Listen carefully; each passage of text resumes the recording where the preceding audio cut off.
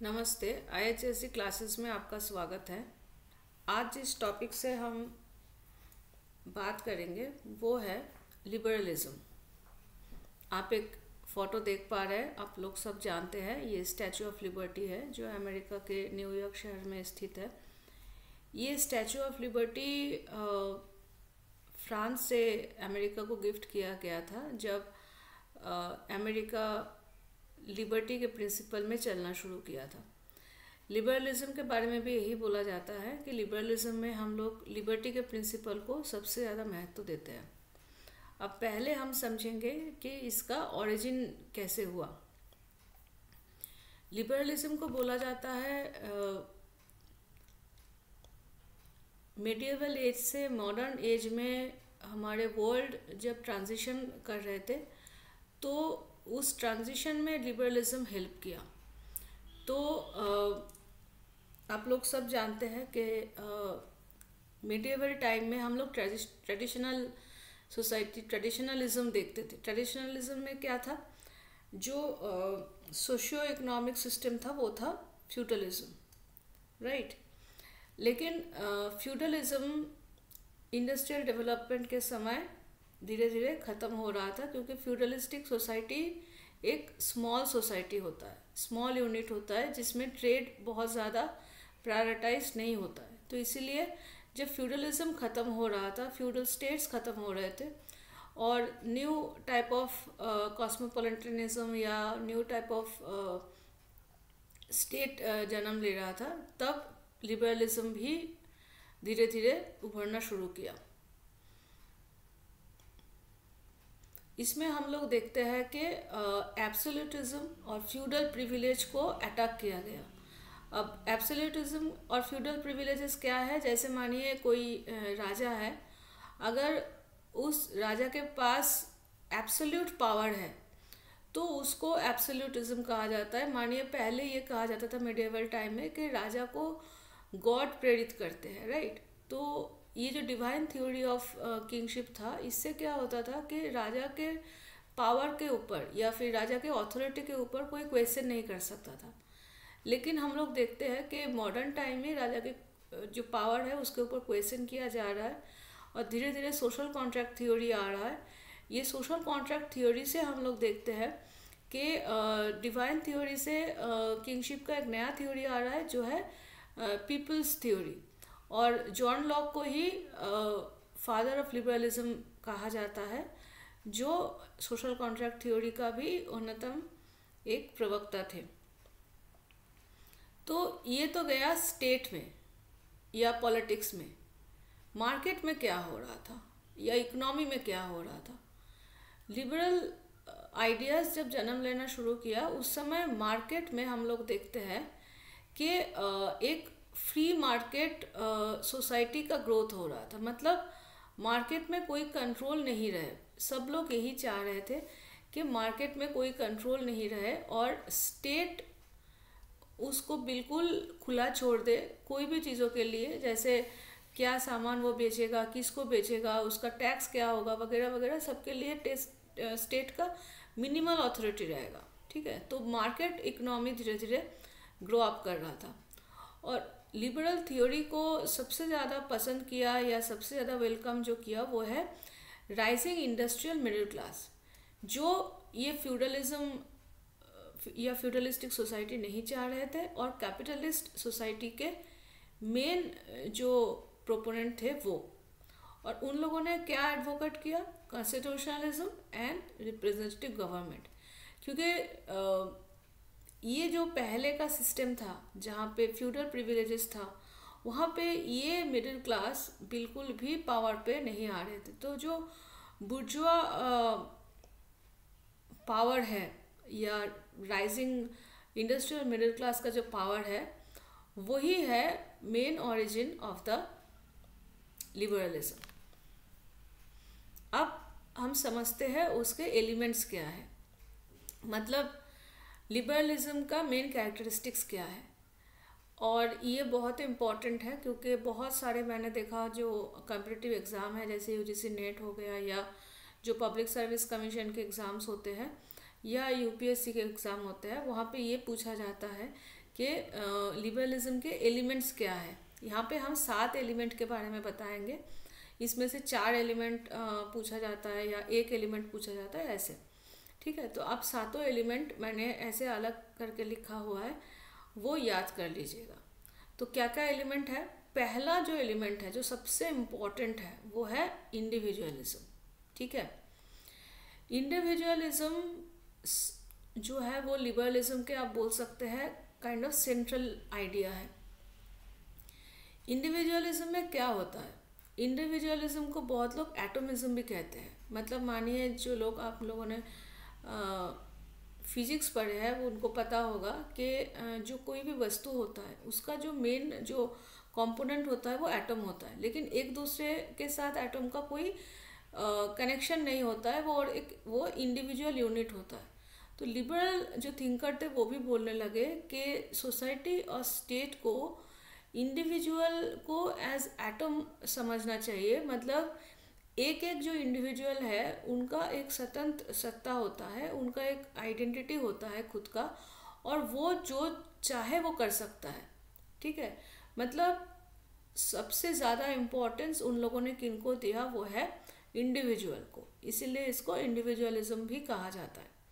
ठीक है, और उन्होंने कहा, लिबरल्स जो थिंकर है उन्होंने कहा कि स्टेट और सोसाइटी कोशिश करेगा ऐसा एक सिचुएशन या ऐसा एक एनवायरनमेंट बनाने का जहाँ पे individual can flourish, develop and make their moral decision. क्योंकि पहले क्या होता था, स्टेट डिसाइड करता था ये कौन सा एक्टिविटी इंडिविजुअल करेगा या कौन सा डिसीजन लेगा, क्या उनके लिए अच्छा है। क्योंकि ये माना जाता था कि आम आदमी के पास उतना बुद्धि या शक्ति दोनों नहीं होता है, वो स्टेट के पास होता है या गवर्नमेंट के पास होता है।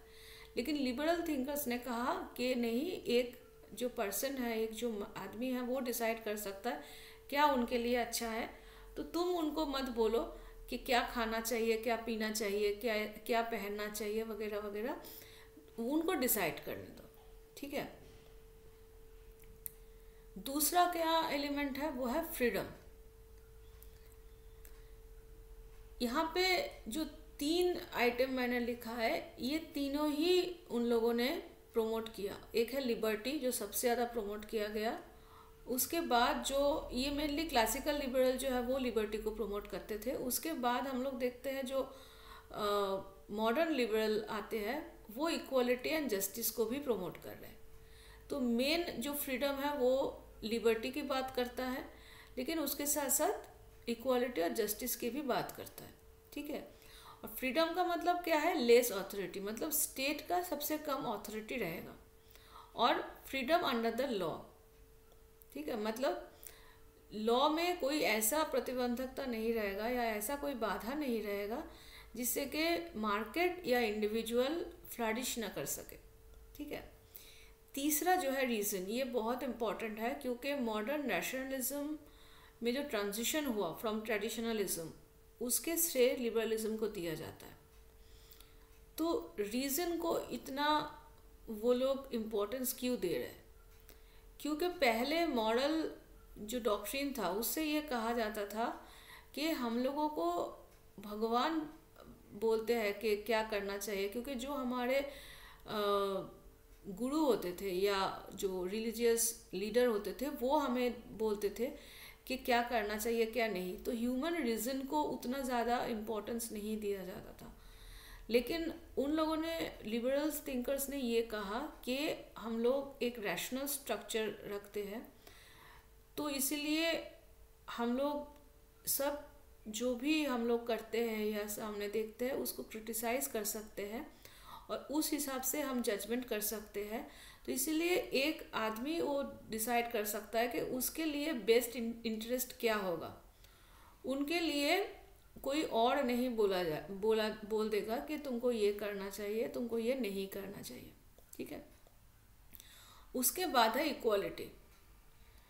इक्वालिटी भी बहुत इम्पोर्टेंट है, लेकिन इक्वालिटी थोड़ा सा डिवाइडेड है, डिफरेंट जो ब्रांचेस है ऑफ लिबरलिज्म उसमें।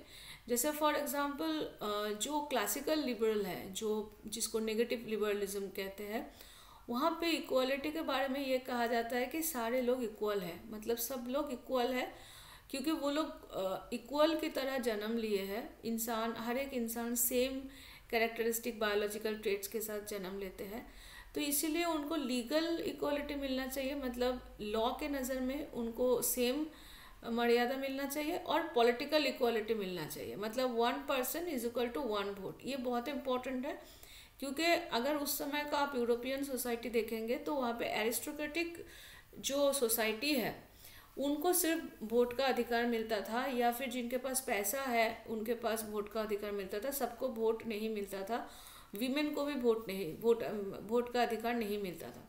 तो इसीलिए वो लोग लीगल इक्वालिटी और पॉलिटिकल इक्वालिटी कहते हैं, क्योंकि पहले हम लोग देखते हैं कि एक बारबेरियन सोसाइटी को अलग किया जाता है वाइट मेन से, और ये कहा जाता है कि जो दूसरे एथनिसिटी के लोग हैं उनके लिए हम सेम लॉ या same type of political equality रखेंगे नहीं। लेकिन लिबरल्स एक डेमोक्रेटिक स्टेट की बात करते हैं जहाँ पे सब लोग इक्वल जन्म लिए और इक्वल ही रहेंगे, ठीक है।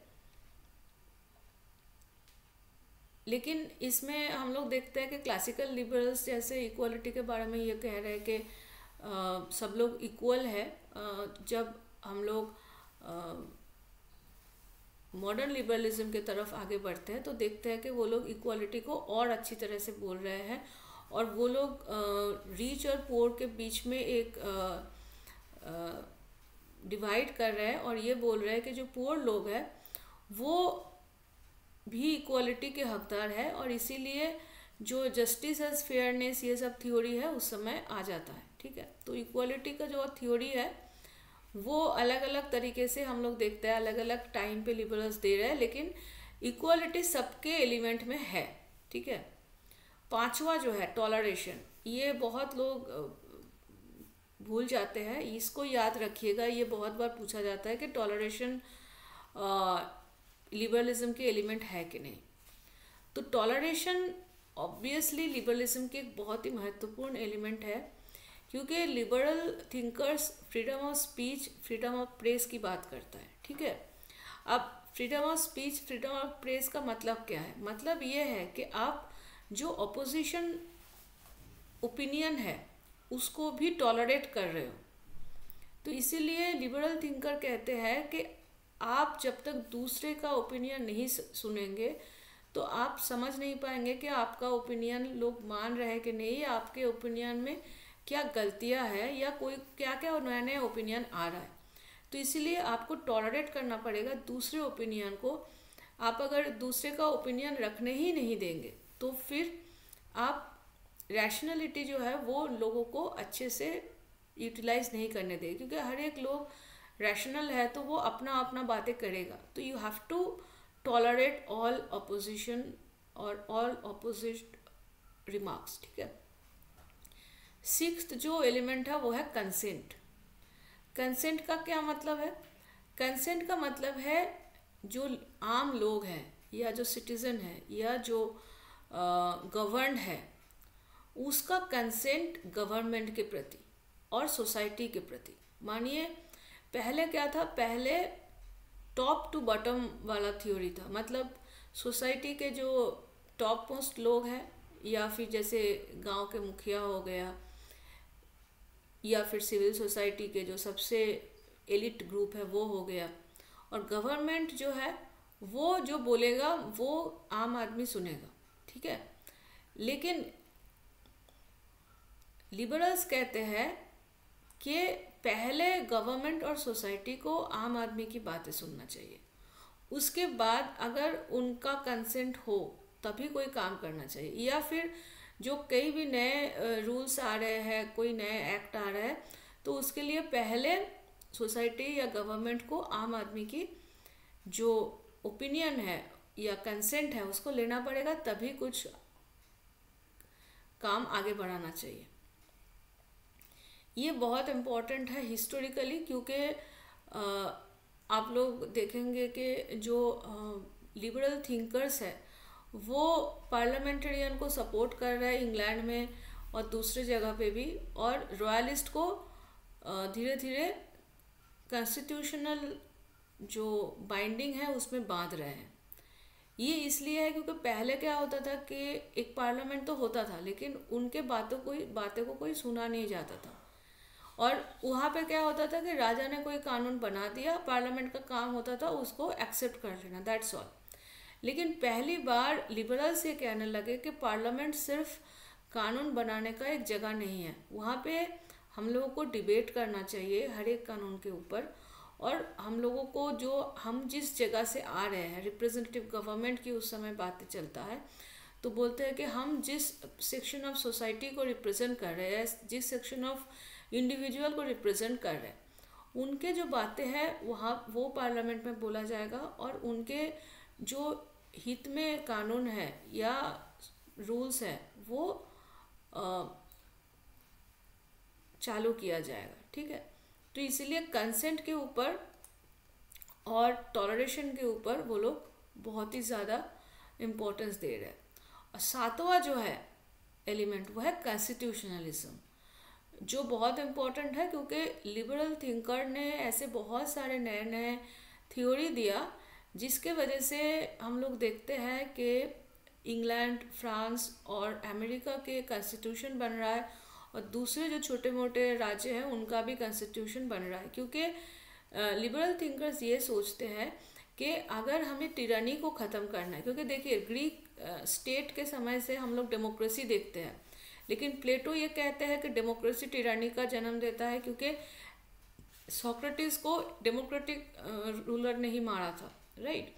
तो अगर बहुत दिन तक डेमोक्रेसी रहता है तो एक दिन वो टिरानी में रूपांतरित होता है। टिरानी का मतलब होता है डेस्पोटिज्म, मतलब जो गवर्नमेंट चाह रहा है वही कह रहा है, ठीक है। लेकिन अगर कॉन्स्टिट्यूशन रहेगा तो कॉन्स्टिट्यूशन टिरानी होने से डेमोक्रेटिक गवर्नमेंट को रोकेगा। मानिए आज कोई गवर्नमेंट है, कल कोई दूसरा गवर्नमेंट आ गया, तो वो गवर्नमेंट जो भी चाहे वो नहीं कर सकता, वो कॉन्स्टिट्यूशन के अनुसार काम करेगा। कॉन्स्टिट्यूशन को वो अमेंड कर सकता है, करके वो अपने हिसाब से काम कर सकता है, लेकिन वो भी एक हद तक वो कर सकता है, पूरा कॉन्स्टिट्यूशन तो चेंज नहीं कर सकता है।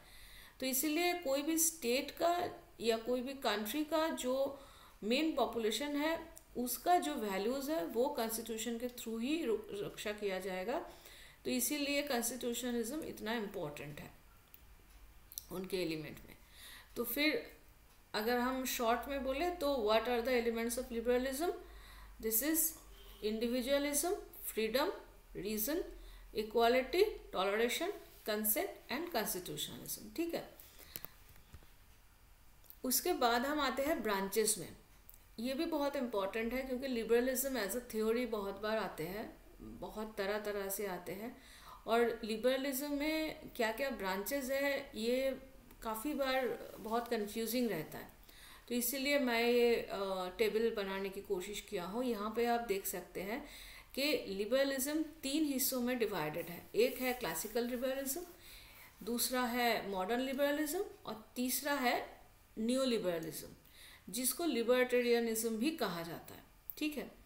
कौन कौन इसके बातें कह रहा है? क्लासिकल लिबरलिज्म शुरू होता है जॉन लॉक से, जिनको फादर ऑफ लिबरलिज्म कहा जाता है, और एडम स्मिथ और जेरेमी बेंथम इनको और आगे बढ़ाते हैं, ठीक है। मॉडर्न लिबरलिज्म शुरू होता है जेएस मिल से, जिसको TH Green, LT Hobhouse, JA Hobson ये आगे बढ़ाते हैं।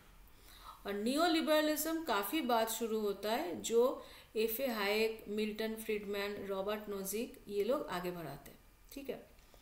तो what is classic liberalism? Classic liberalism में हम लोग देखते हैं कि लिबर्टी को बहुत ज़्यादा इम्पोर्टेंस दिया जाता है, और इसको इसलिए पॉजिटिव इंडिविजुअलिज्म भी कहा जाता है।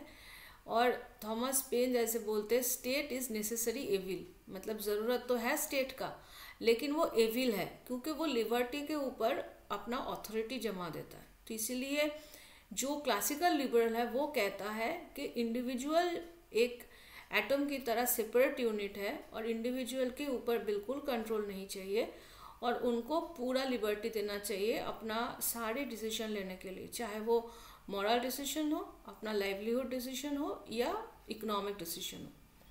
और वो फ्री मार्केट सोसाइटी की बात करता है, मतलब वहाँ पे मार्केट के ऊपर कोई भी स्टेट कंट्रोल नहीं रहेगा, उनको पूरा फ्रीडम दिया जाएगा, ठीक है। इसीलिए इसको नेगेटिव लिबर्टी बोला जाता है, क्योंकि वो स्टेट को नेगेटिव बताते हैं, ठीक है। ये थोड़ा सा कंफ्यूजिंग है कि नेगेटिव क्यों बोला जा रहा है, जबकि लिबर्टी तो ये ज़्यादा इम्पोर्टेंस दे रहा है। नेगेटिव एक्चुअली वो स्टेट को बोल रहा है, ठीक है। तो याद रखने के लिए ये आसान रहेगा, आप याद रखिएगा कि नेगेटिव लिबरलिज्म वही है जो स्टेट को नेगेटिव बोल रहा है। अब आते हैं मॉडर्न लिबरलिज्म में। मॉडर्न लिबरलिज्म को पॉजिटिव लिबरलिज्म कहा जाता है, क्योंकि ये इक्वालिटी और जस्टिस की बात करता है और वेलफेयर स्टेट की बात करता है।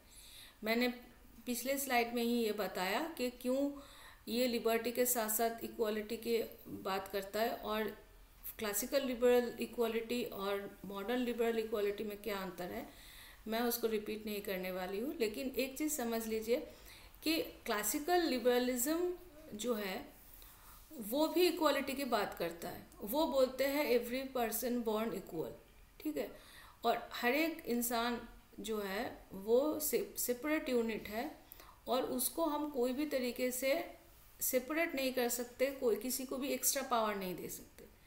लेकिन उससे जस्टिस कहीं पे रुक जाता है और असली इक्वालिटी नहीं होता है। जैसे मानिए फॉर एग्जांपल एक रेस हो रहा है, ठीक है, वहाँ पे 4 लोग हैं, 4 में से सबको एक टाइम पे 100 मीटर क्रॉस करना है, ठीक है, और जो सबसे पहले क्रॉस करेगा उसको विजेता घोषित किया जाएगा, या फिर वो मार्केट इकोनॉमी में सबसे ज़्यादा उसको पैसा मिलेगा, ठीक है।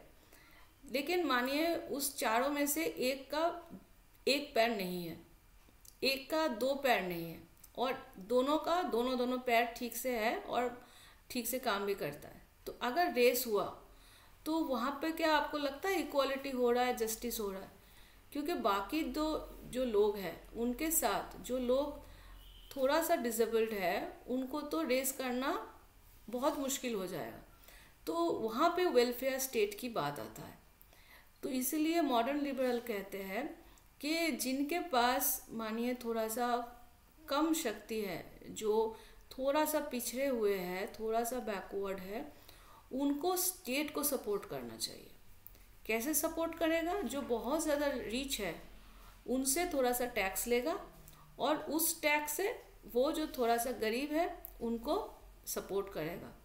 क्योंकि उनके थ्योरी में जो भी सामान है एक स्टेट में, चाहे वो लैंड हो या वाटर हो या लेबर हो, वो कोई पर्सन का संपत्ति नहीं होता है। तो इसीलिए अगर कोई रीच से बहुत ज़्यादा रीच बने जा रहा है और जो वर्कर है वो पुअर से पुअर बने जा रहे हैं, तो फिर वो जस्टिस नहीं है, वो इक्वालिटी नहीं है। तो इसीलिए वो रिजर्वेशन की बात करता है, वो state distribution of basic needs कहते हैं, जैसे फूड, शेल्टर, हेल्थ, एजुकेशन, ये सब स्टेट करेगा। और उसके लिए उसको पैसा कहाँ से मिलेगा?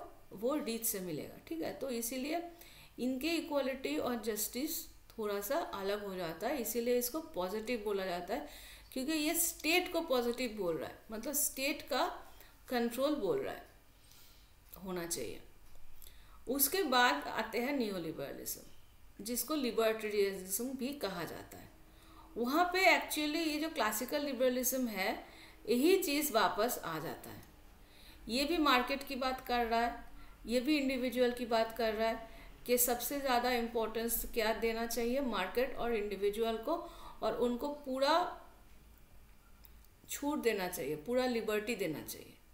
अब जो यूके के प्राइम मिनिस्टर मार्गरेट थैचर के एक बहुत फेमस स्टेटमेंट है, वो पढ़ेंगे तो इसको और अच्छे से समझ पाएंगे। मार्गरेट थैचर बोलते हैं, there is no such thing as society, only individuals and their families, ठीक है।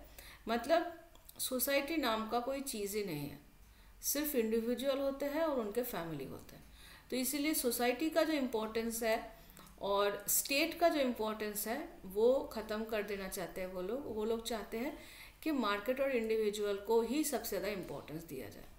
और ये जो सोच है, ये सोच एक्चुअली ग्लोबलाइजेशन को बहुत सपोर्ट करता है, क्योंकि ग्लोबलाइजेशन ऐसा बात करता है जहाँ पे फ्री मार्केट सोसाइटी होना चाहिए और मिनिमल स्टेट कंट्रोल होना चाहिए। स्टेट बॉर्डर की डाइल्यूशन की बात करते हैं, और हम लोग मल्टीनेशनल ऑर्गेनाइजेशन देखते हैं ग्लोबलाइजेशन के समय।